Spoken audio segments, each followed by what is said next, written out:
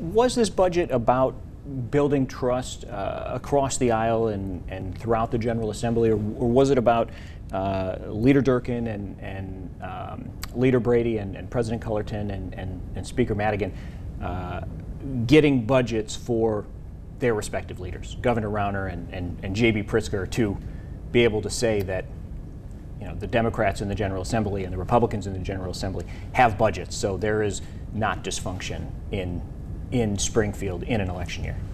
Personally, I really think it's listening to the message of the majority of rank and file members that say we can do this, and there's no reason why we couldn't. And as we talked about the last time I was on the program, you know, a lot of the decisions that have already been made, a lot of the working together and building trust has got us to this point.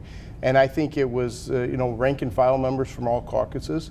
We had reasonable-minded people, the House Republicans in Representative Demmer, really good people in those closed-door discussions, in those small group meetings, working on our behalf, and really compliment all four caucuses that had that good representation in there, that was able to find that common ground and build a consensus and come back. I mean, there was a lot. It wasn't all smooth sailing. You know, there were some rough times, but I think the framework was set in that you know, there was some trust. And you know, I think a lot of people were skeptical, thinking, wait a minute, this is all going to fall apart. But yet it didn't, because I think everyone realized this was too big to let go. And that's why in a budget process, the way we, you know, have always done things, there's never going to be a perfect process. Not all of us got everything. Nobody got everything that they wanted. If Tom wrote the budget all by himself, it would have looked a little different. If I wrote it, and on and on and on. But the point is, there was that trust and working together in bipartisan fashion that allowed us to get it done, and I think it was really the big reason. So to answer your question, I think in joint process, both the rank and file going to leadership and stressing the point that we have to get this done.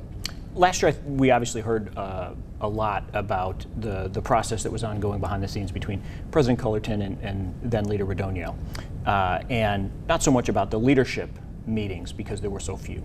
This year we heard more about the frequency of the leadership meetings. But is it more about that, or the work that's being done by people like you and as Representative Unes mentioned, the rank and file members who are really, you know, writing the budget? So I think in order for this process to work, it has to be alignment up and down that spectrum. So what happened very regularly was that we'd have large group meetings, we'd have appropriations committees would have meetings, then we'd have some smaller group meetings. We would ask questions then of the leaders, they'd have discussions in their leaders meeting about those, and we'd get feedback from that. And so we really needed to have that communication. You know, if you can't form a budget with 118 members of the House all sitting together, so you have to have, you know, some smaller groups who can really get down into the details.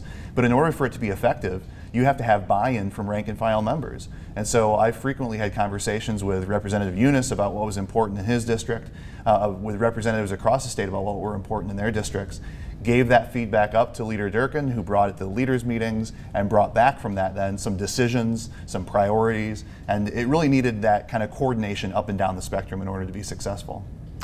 So do you, in your eyes, do you see this then, as Representative Unes mentioned, as kind of a jumping off point for positive interaction then going forward?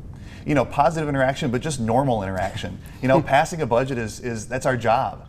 Working in a bipartisan way, that's our job. We need to have more of that. We took a break from that for too long, and we've seen some positive steps though that have restored some trust, have built that process back. It's important not just that we have, you know, a couple of people who can trust each other and work together, but we have a process that lends itself to that. And so that's where we need buy-in from leaders, buy-in from rank and file members that say, you know, if we want to get positive, real, lasting change accomplished in Illinois, it has to be done together. All right, Representative Demmer, I'll let you have the final word. Thank you very much to State Representative Tom Demmer and State Representative Mike Unes. Thank you both again. You're watching Central Illinois on the Record, and we'll be right back.